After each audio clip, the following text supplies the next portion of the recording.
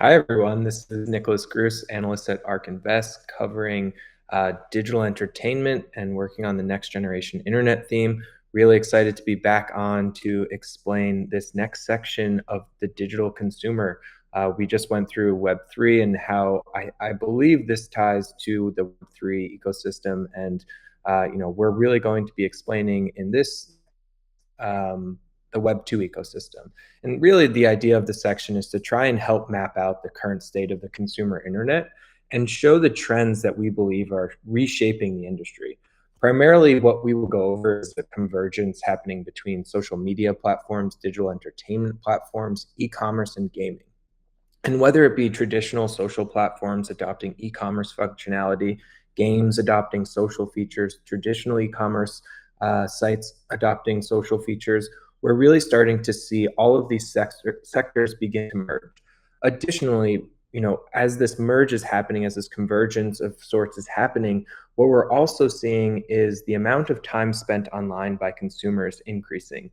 This was originally accelerated because of the pandemic, but we think this is going to continue into this next decade. And that acceleration we saw in the pandemic in terms of the amount of time we spend online is going to last. And we probably won't see pre-COVID levels in this next decade. Just the convenience that all of these different factors, our digital lives, meaning more to us than ever before. So as a result of this convergence and as a result of this increased time spent online, we see the market for digital consumers, and we'll get into exactly what that means in the end of this presentation. But we believe it could climb from $1.8 trillion today to over 4.1 trillion by 2026, which represents roughly 18% compound annual growth over the next 5 years. And so, as I just mentioned, we see this, the amount of time spent online only continuing to increase, partly because of the pandemic and what it meant to all of us to be spending more time at home, whether it be work, during school. Everything was put online as a result of the pandemic. And the way that we've tried to model this out is to take out the work hours, take out the school hours, and also take out the amount of time you spend sleeping and model exactly how much time you're spending in your discretionary free time, either online or offline. And the numbers we came up were pretty surprising. On a global level, we're at 38% of our total free time is being spent online. So 62% offline, 38% online. That was, again, you can see kind of the sharp acceleration in 2019 to 2020, or 2020 to 21. And we expect this to continue now over this next decade. In fact, we think by 2030, we're going to be spending on a global average internet user basis 52%. So the majority of our free time connected in some way or another. And so 48% will be offline. And this means a lot for how the next decade is going to look for the digital world. And one place we really think this is going to impact is with social platforms. Social platforms already command a huge amount of attention. Never before in the history of the world have we had platforms at this scale, and not just one or two, but we're talking 6 or 7 that have reached a billion, and some are over 2 billion at this point. And what this means is that as a consumer, creator, business, you're instantly connected with billions of other internet users around the globe. So you can launch a business and reach a global audience overnight. You can find friends. There's so much you can now do on these platforms where they used to be single purpose. We're now starting to see, and they're starting to build that multi-purpose functionality. But before we get into some of that multi-purpose functionality of these platforms, let's first start on where they make the majority of their revenue today, and that's through indirect advertising dollars. And so as we think, as these platforms scale, as the amount of time on these platforms scale, we think that the digital advertising landscape is set to really increase in terms of the amount of dollars flowing into digital. If we look at the market today, there was roughly $440 billion spent in the digital advertising ecosystem globally. That's the final year number for 2021. And that represents roughly 62% of total advertising. And we believe digital is going to continue to take share from the traditional advertising space and grow at an 11% compound annual rate over the next 8 years. surpassing 1 trillion in total expenditures by 2029. So we're talking about a very big market getting very big, and it's just going to continue that way for a very long time. As you know, the efficiencies of digital advertising greatly outweigh that of traditional. You know, being able to reach these billions of users on platforms with precise targeting is going to be extremely important for advertisers as they fight for our attention and as these platforms fight for our attention. And we think another way that these platforms, whether it be social, entertainment, e-commerce, are going to try to fight for our attention is through building out multi-purpose functionality. Again, if you think about what social media platforms were when they start, typically over their course of the history, they begin to build out new features. And one feature we're starting to see come on right now in this past few years is this idea around social commerce. So layering on e-commerce functionality onto some of the world's largest social media platforms, or vice versa, layering on social functionality onto traditional e-commerce platforms.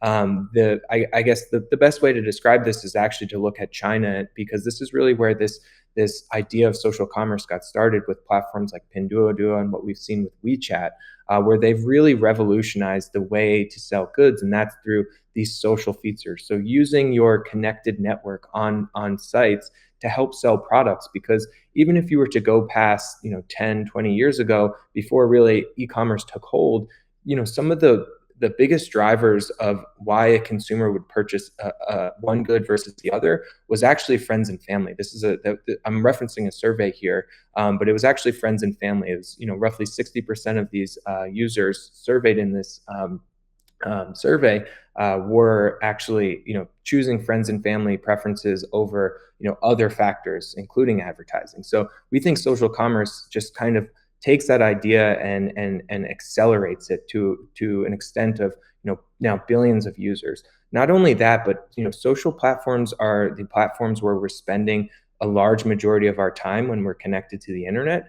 And we think, what better way to continue to spend more time there than, as you browse, as you're targeted with an advertisement, to just natively shop on that app. So we're talking about compressing the advertising funnel to a certain extent, which is, again, a very powerful idea in and of itself. Being able to have, a clickable ad that you then have your wallet already connected, and it already has all of your information. We see this on traditional e-commerce sites. But now we think we're going to start seeing this on social platforms as well. Instagram is a great example, rolling out a dedicated shopping tab. TikTok is working on this as well. Pinterest, Snap, all of the big names in this space are working on some sort of e-commerce functionality. And in part, it's because users are asking for it, but also because they're looking to diversify their revenue away from this indirect monetization and looking for ways to directly monetize that user base. So, we think that this is going to be a very big market over time. It's going to grow, in our estimates, roughly 41% over the next few years. And it's going to climb up from a percentage of roughly 9.5% this year in terms of total e-commerce and traditional spend to roughly 22% by 2026. And just lastly, before we get into the market opportunity slide, I want to just share this last slide just on games, and games becoming this new social platform.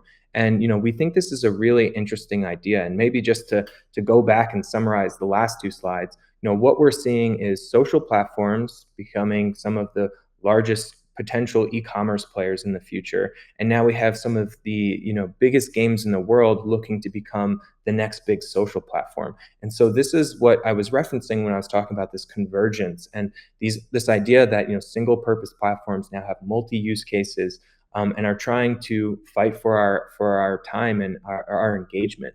And we're pointing here to Fortnite because it arguably is the poster child of this socialized game trend that we've seen play out over the last 5 years, where we're not just focused on pure gameplay anymore. And that's always been the case. Games have always been very social in nature, but we've never seen publishers of this scale build out functionality like what we've seen with Fortnite and some other game platforms as well. Roblox and Garena Free Fire, two other games that are really starting to build and capitalize on this idea around social gaming. So you can see in this chart, we're pointing to the Marshmallow concert, which attracted over 10 million people to it. Travis Scott as well. So this is a game publisher now hosting virtual concerts, selling virtual goods.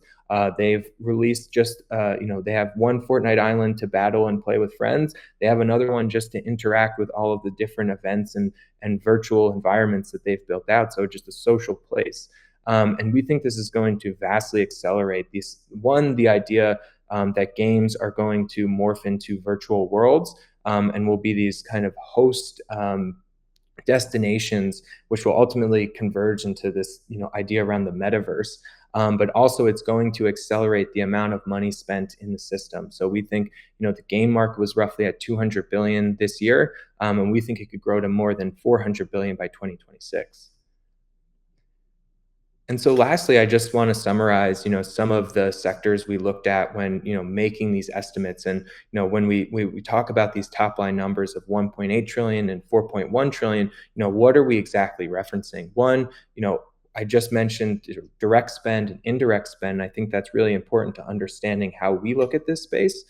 So direct spend being entertainment spend. So money spent in the system, whether it be for subscription or other types of direct fees.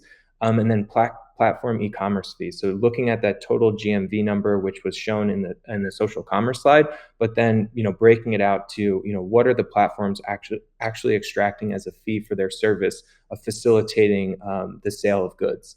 And then on the other side, you have the indirect monetization, and that's mostly made up of advertising. So when we tally all of this together, that's how we get to our top line numbers. But what we're actually showing in this chart is our cost per hour numbers. So, looking at these top line numbers and then taking the estimates we have for the amount of discretionary time spent online and getting to a cost per hour number. And we think this is a really important metric to help us compare cross platforms. And it helps us set a baseline of understanding of where certain platforms are in the history of monetization.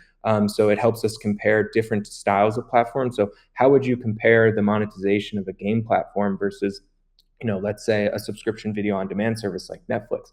Well, they're both fighting for our attention and our time. So we can use that as a way to kind of break out to this cost per hour number and say, well, games actually monetize at a lower rate than Netflix. And, on basis, that means that maybe games have the opportunity to continue to monetize, or maybe it means that some of these subscription video on demand services are over monetized and they will actually come down.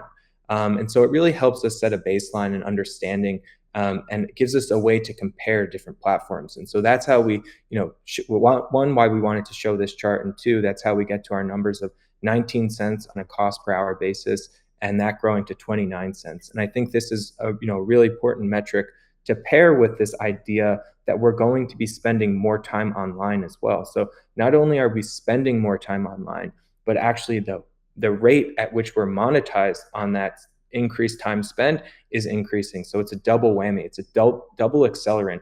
And that's why we have this very strong forecast in 18% compound annual growth. So growing from 1.8 trillion today to 4.1 trillion. And this is before we even begin to layer on the Web3 ecosystem and what could that mean for digital ownership and consumption. And hopefully you'll have time to go back and listen to that one, because I think these two pair very well and tell the full story of what we're seeing in today's consumer internet. So yeah, I'll end there, and thank you everyone. Please reach out to me if you have any questions.